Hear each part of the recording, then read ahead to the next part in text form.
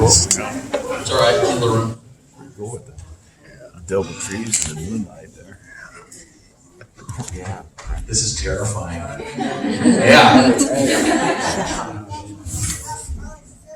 After 2 years of being unemployable, I got a job. Yeah. Just general labor for some Provo-based company that helps recovering alcoholics and drug addicts. I was very happy to have a job for a minute. It was just me, 2 weeks sober, and a junkie friend of mine. This guy, Jim, was in charge. He gave us shovels and wheelbarrows and told us to dig 3 feet below grade. He never told us why we were digging. We didn't ask. He just gave us instructions. Dig dirt here, dirt there, and bounced. It was hot. There were a lot of big rocks and thick roots. When we ran into a long ago buried slab of concrete, Jim brought us a jackhammer so we could break it up. Now, if you've only ever watched people use a jackhammer, you might think it would make easy work of concrete. You go, oh, am I stepping on shit? Nice. But they're actually a real bitch to run. They're heavy and awkward, and they shake all your bones mercilessly. It seems like they should cut through everything like butter, but it's actually a slow and tedious process. You want to strike a balance. Pieces not too big or too small. Too big and they're too heavy to move. Too small means more time behind the hammer and a huge mess. Jim brought a big dump truck to haul the items away. Brought it and left. Bounced. He didn't mention that we should only fill it halfway, so when we went to the dump, we couldn't use the dump feature. Too heavy. We had to throw out each largest piece by jackhammer sore hand, dodging seagull shit, gagging on slimy, sour, soup-thick garbage air. I know, right? Nice. Thanks. Employment was losing its sparkle.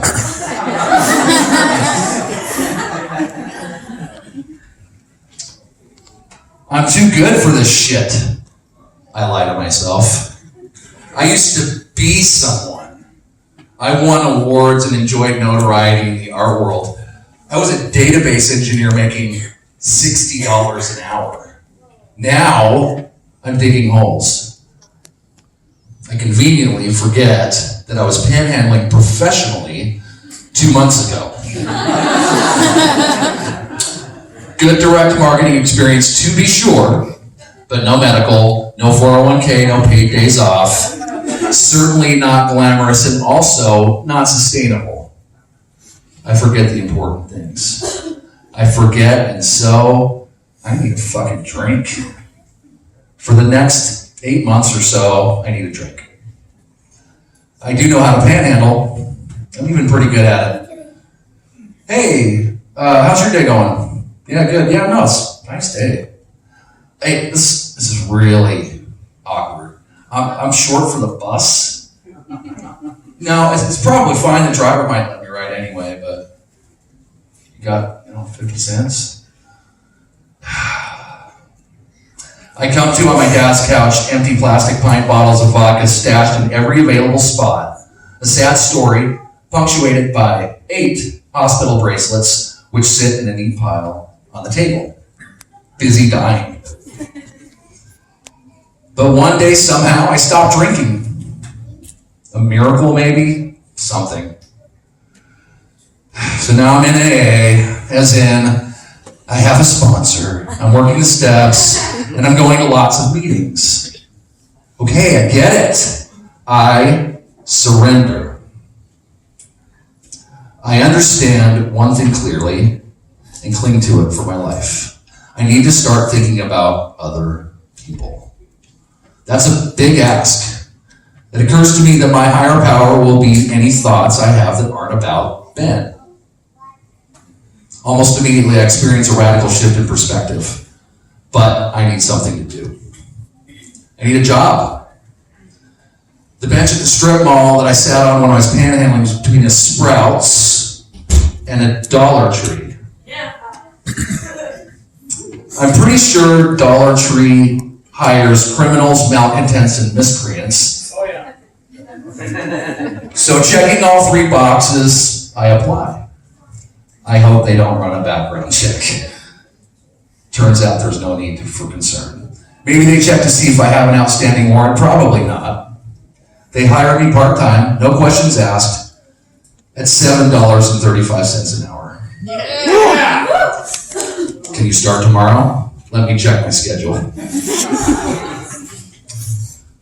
So I learned an important lesson with the last job. I'm not too good for this. I jump in with both feet. I get a lime green button-up shirt and some slacks from the DI and start showing up to do some work.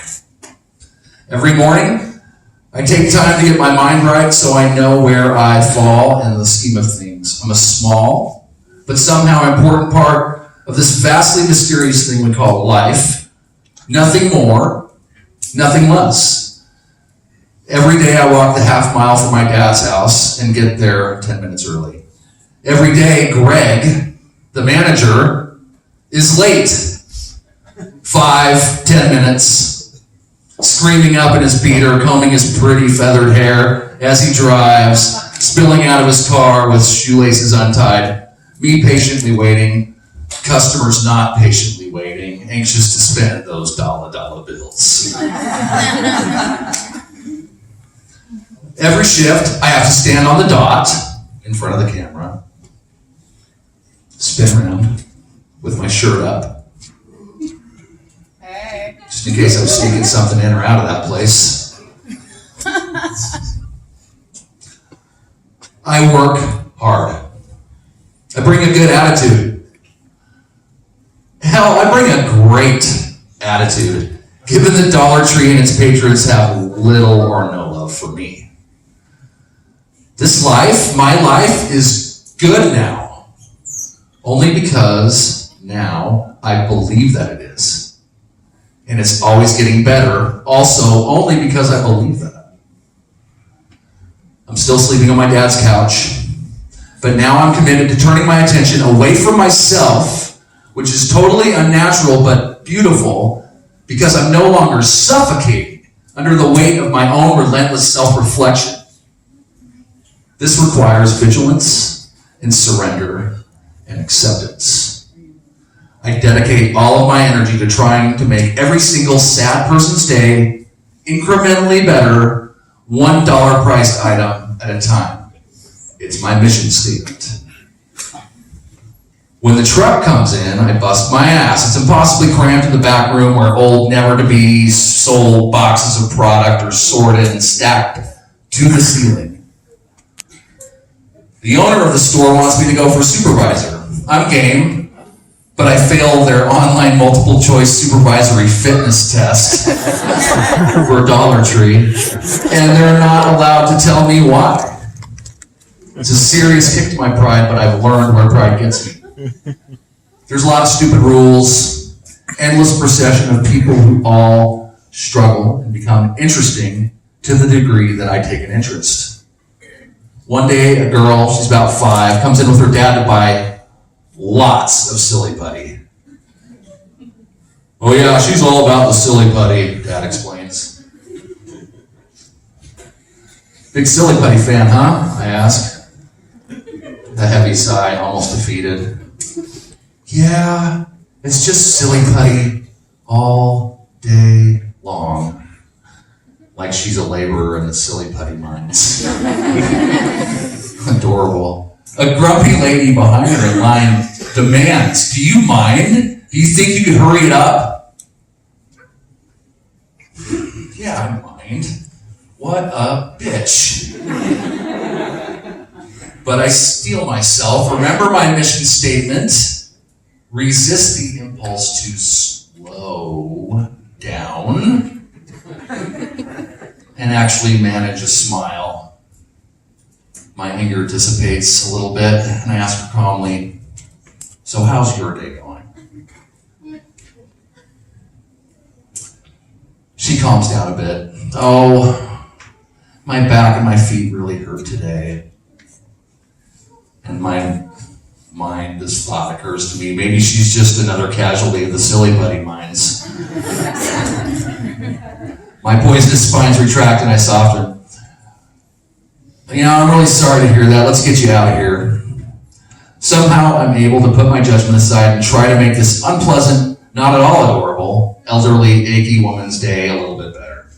I'm not sure that I did that, but at least I feel better. Time after time, I experience how surrender to these little retail battles makes me a happier person. I even start to look forward to each day to see what new opportunities will arise. These strange little interactions are fascinating to me, where once they were just aggravations that made me want to take a goddamn nap. Around Christmas, we're super slammed, and a girl, maybe 8, brings 6 items up and dumps a paper bag of nickels on the counter. $6 worth, probably, but I gotta count them. What I want to say is, are you fucking kidding me right now? Nickels?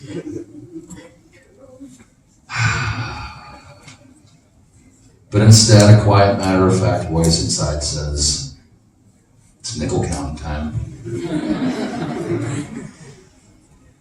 So I start counting.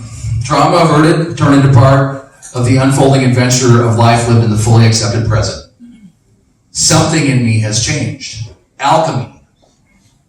I answer a phone call one day. I'm not sure I'm even supposed to answer the phone. There's a woman on the line who is very upset. I've been trying to call Sprouts for over an hour and they're not answering their phone.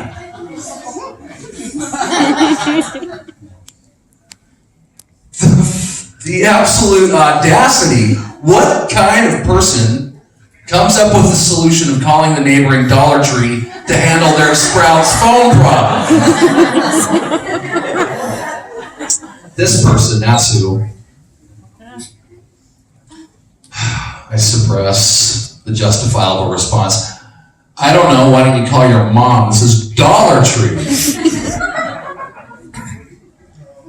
Been much more satisfying, but instead I say, okay, let me get your name and number and I'll go over to Sprouts on my break. My single 10-minute smoke break. Which is how I ended up with a job at Sprouts, making twice the money.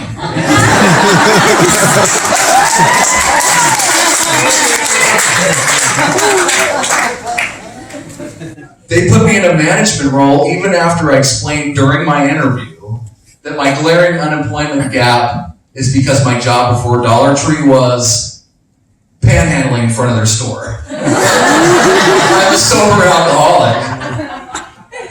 Go figure. I give my 2 weeks notice at the tree.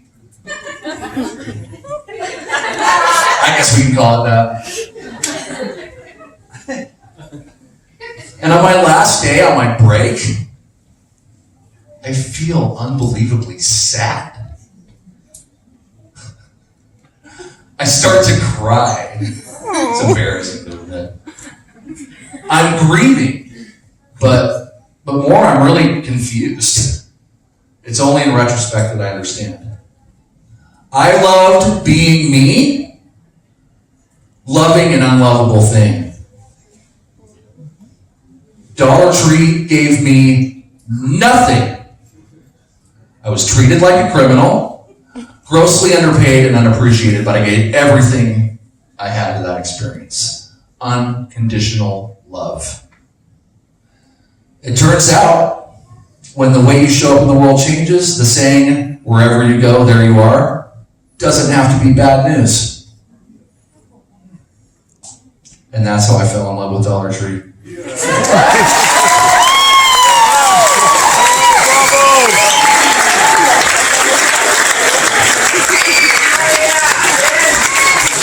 Bravo! Yeah, Ben! Yeah, Ben!